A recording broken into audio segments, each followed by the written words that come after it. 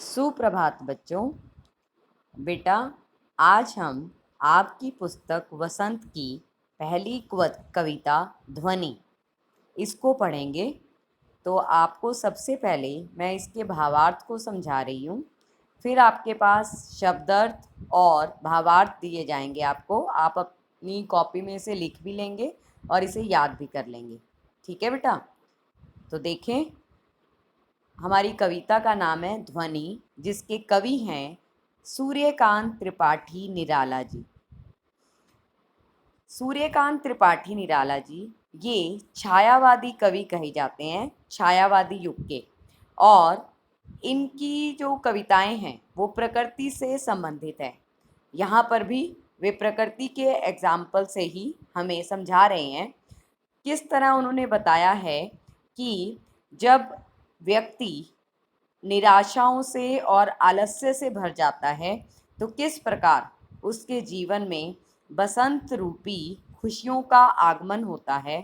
इस कविता के द्वारा कवि ने इन्हीं बातों को समझाया है। तो अभी हम इस कविता को पढ़ते हैं और समझते हैं। तो पहला पैरा है, अभी ना होगा मेरा अंत, अभी अभी तो आया है मेरे वन में मृदुल बसंत, अभी ना होगा मेरा अंत। यहाँ पर कवि अपने माध्यम से ही समझाना चाह रहे हैं कि मेरे जीवन का अंत अभी नहीं हो सकता, अभी अभी तो आया है। इसका मतलब कि कवि कहना चाह रहे हैं कि मेरे जीवन में अभी अभी तो बसंत का आगमन हुआ है। मेरे वन में मृदुल बसंत, मृदुल का क्या मतलब है? कोमल। और बसंत को कैसे बताया गया है? कोमल। मतलब बहुत सहज भाव से बताया गया है कि इसका प्रवेश मेरे मन में हुआ है। अभी ना होगा मेरा अंत, मेरे मन रूपी वन में अभी अभी बसंत का आगमन हुआ है, अर्थात खुशियों का आगमन हुआ है। और ये अंत इतनी जल्दी, इतनी शीघ्रता से नहीं होगा। सेकंड पैरे में, हरे हरे ये पात डालियां कलियां कोमल गात, मैं ही अपना स्वपन मृदुल कर फेरूंगा निंद्रित कलियों पर जगा एक प्रत्यूष मनोहर। पात का क्या मतलब है? पत्तियां।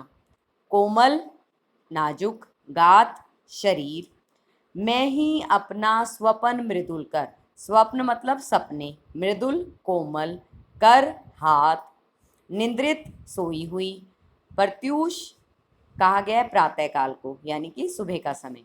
तो कवि क्या कहना चाह रहे हैं? हरे हरे ये पात, मतलब जो बसंत के आगमन पर ये हरे हरे पत्ते दिखाई दे रहे हैं, ये पत्ते मेरे मन में क्या हैं? नए विचार बताए हैं।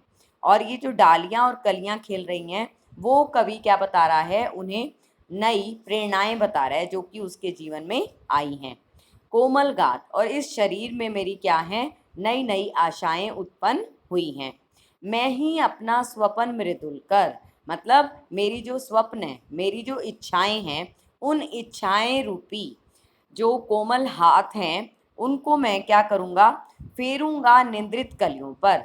जो निराशा, जो हमारे आलस्य जो था, वो इतने लंबे समय से जो मेरे जीवन में था, तो वो इस तरह से लग रहा है जैसे कि जब मैं अपनी इच्छाओं रूपी स्वप्न के हाथ को इन सोई हुई कलियों पर फेरूंगा, अर्थात जब अपनी आशाओं को इस आलस्य रूपी कलियों पर फेरूंगा तो क्या हो जाएगा? जगह एक प्रत्यूष मनोहर, एक सुबह, नई सुबह की शुरुआत हो जाएगी। यहाँ कवि कहते हैं कि जब मैं अपनी इतने लंबे समय से जो निराशा मेरे जीवन में प्रवेश कर गई थी, उस पर नई आशाओं का हाथ फेरूंगा तो क्या हो जाएगा? नई सुबह की शुरुआत हो जाएगी। तीसरा देखें, पुष्प पुष्प से तंद्रालस लालसा खींच लूंगा मैं, अपने नव जीवन का अमृत सहर्ष सींच दूंगा मैं। पुष्प पुष्प यानी फूल फूल से, तंद्रा नींद, आलस यानी कि आलस्य, लालसा इच्छा। जो नींद का आलस्य है, उसकी इच्छा को मैं फूल रूपी व्यक्ति के हृदय से खींच लूंगा और क्या कर दूंगा? नए जीवन का, नए उत्साह का जो अमृत है, वो जो मेरे जीवन में नई आशा आई है, उस अमृत से मैं इस फूल रूपी व्यक्ति का क्या कर दूंगा, सिंचन कर दूंगा। जिस तरह पौधे को सींचा जाता है, उसी प्रकार मैं अपनी आशाओं और उत्साह रूपी अमृत से उस व्यक्ति रूपी आलस्य को भी सींच दूंगा, अर्थात उसके मन में भी नई आशाओं को उत्पन्न कर दूंगा। द्वार दिखा दूंगा फिर उनको, है मेरे वे जहाँ अनंत, अभी ना होगा मेरा अंत। इसका मतलब द्वार क्या है, दरवाजा। मतलब उन खुशियों को, उन्हें जो आलस्य व्यक्ति के हृदय में भर गया था, उसको मैं खुशियों का, आशाओं का द्वार दिखा दूंगा, जिससे वे चिरकाल तक यानी कि लंबे समय तक ऐसे ही खिले रहेंगे। अर्थात व्यक्ति के हृदय में आशाएं जो हैं वो हमेशा के लिए विद्यमान रहेंगी। कभी भी उसे आशा जो है कभी भी उसे निराशा प्राप्त नहीं होगी।